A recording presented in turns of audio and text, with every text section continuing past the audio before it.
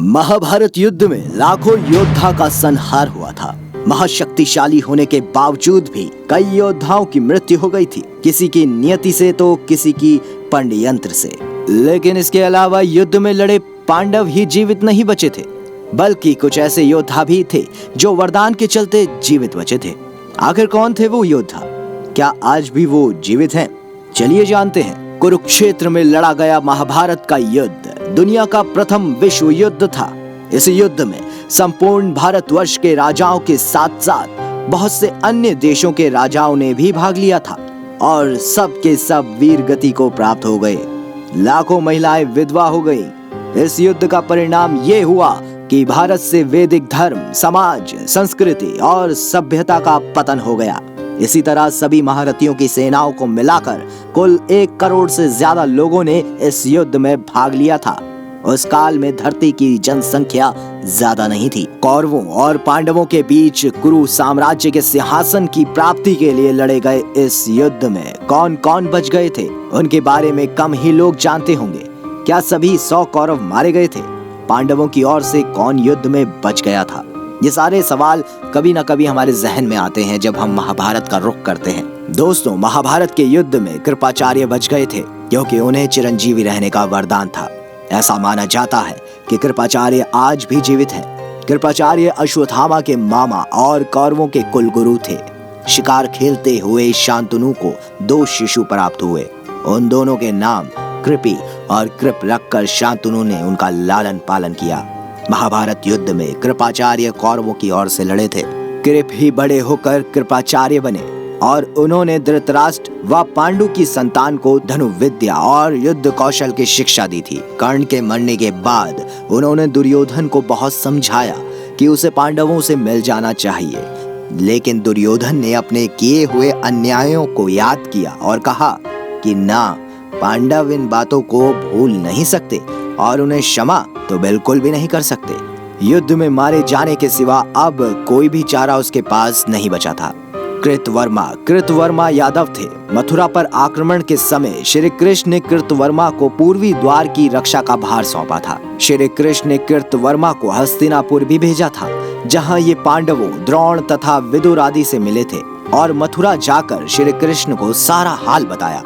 कृतवर्मा भी महाभारत के युद्ध में जीवित बचे थे। तीसरा नाम है अश्वत्थामा, जो कि कौरवों की ओर से लड़े थे। गुरु द्रोणाचार्य के पुत्र अश्वत्थामा के मस्तक पर कीमती मणि विराजमान थी, जो कि उसे दैत्य, दानव, शास्त्र, देवता, नाग आदि से बचाकर रखती थी।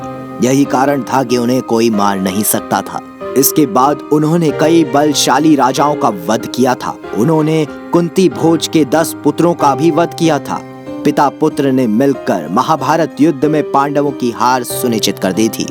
पांडवों की हार को देखकर श्री कृष्ण ने युधिष्ठिर से छल का सहारा लेने को कहा।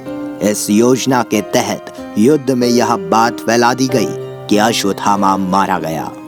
जब गुरु द्रोणाचार्य ने धर्मराज युधिष्ठिर से अश्वत्थामा की सत्यता जाननी चाहिए तो उन्होंने जवाब दिया, अश्वत्थामा मारा गया, परंतु हाथी। तभी श्री कृष्ण ने उसी समय शंखनाद किया, जिसके शोर के चलते गुरु द्रोणाचार्य आखिरी शब्द हाथी नहीं सुन पाए और उन्होंने समझा मेरा पुत्र मारा गया। यह सुनकर उन्होंने शस्त्र त्याग दिए और युद्ध भूमि में आंखें बंद कर शोक में डूब गए। यही मौका था जबकि द्रोणाचार्य को निहत्था जानकर द्रौपदी के भाई धृत्युमन ने तलवार से उनका सिर काट दिया। पिता को छलपूर्वक मारे जाने का जानकर अश्वत्थामा दुखी होकर क्रोधित हो गया और उन्होंने ब्रह्मास्त्र का प्रयोग कर दिया, जिससे युद्ध भूमि शमशान भूमि में बदल गई। ये देख कृष्ण ने उन्हें कलयुग के अंत तक कोड़ी के रूप में जीवित रहने का श्राप दे डाला और इसीलिए महाभारत का ये योद्धा आज भी जीवित है। चौथे स्थान पर आते हैं महाराज धृतराष्ट्र के एक पुत्र युतुत्सु। युतुत्सु ने पांडवों की ओर से लड़ाई की थी। वह इसलिए कि युतुत्सु एक दासी पुत्र थे। महाभारत महाकाव्य में युतुत्सु राजा धृतराष्ट्र के वैश्य से उत्पन्न पुत्र थे, इसलिए उन्हें उचित सम्मान नहीं मिलता था।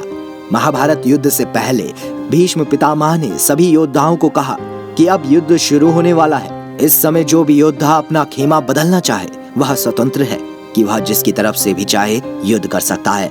इस घोषणा के बाद युधिष्ठिर डंका बजाते हुए कौरव दल को छोड़ पांडवों के खेमे में चले गए। इस तरह महाभारत युद्ध में सभी कौरव मारे गए, एकमात्र युधिष्ठिर ही जीवित बचा था। माना जाता है कि युधिष्ठिर के वंशज आज भी मौजूद हैं। इन योद्धाओं के अलावा 5 पांडव महाभारत युद्ध में जीवित बचे थे। युधिष्ठिर युद्ध के मैदान में भीष्म पितामह, द्रोणाचार्य, कृपाचार्य और मामा शल्य के पास गए और उनसे विजय के लिए आशीर्वाद प्राप्त किया। युद्ध में कर्ण ने युधिष्ठिर को घायल कर दिया था, जिसके चलते उन्हें शिविर में वापस लौटना पड़ा। युधिष्ठिर ने महाभारत युद्ध की समाप्ति पर बचे हुए मृत सैनिकों का, चाहे वे शत्रु हो या फिर मित्र हो, उनका दाह संस्कार किया था। इस युद्ध के बाद युधिष्ठिर राज्य, धन, वैभव से दूर हो गए। दूसरे स्थान पर है भीम। कहते हैं भीम में 1000 हाथियों का बल था। एक दिन उन्होंने बहती नर्मदा नदी को अपने दोनों हाथों से रोक दिया था। भीम ने यही मगध के शासक जरासंध को परास्त करके 86 राजाओं को मुक्त कराया था।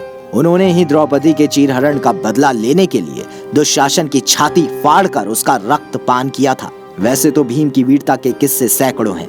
अर्जुन और सबसे छोटे भाई नकुल और सहदेव भी उन योद्धाओं में से थे जो महाभारत युद्ध के बाद जीवित बचे थे।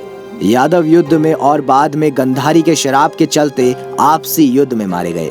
कौरवों की ओर धृतराष्ट्र के दुर्योधन सहित सभी पुत्र भीष्म, त्रिगर्त नरेश, जयद्रथ, भगदत्त, द्रोण, दुशासन, कर्ण, शल्य आदि सभी युद्ध में मारे गए थे। महाभारत युद्ध के बाद कौरवों की तरफ से 3 और पांडवों की तरफ से 15 यानी कुल 18 लोग ही जीवित बचे थे, जिनके नाम हैं कृतवर्मा, कृपाचार्य और अश्वत्थामा। जबकि पांडवों की ओर से युधिष्ठिर, युधिष्ठिर, अर्जुन, भीम, नकुल, सहदेव, कृष्ण, सत्यकी आदि ये सब। मित्रों, ये योद्धा ऐसे थे जो महाभारत के युद्ध के बाद जीवित रहे थे।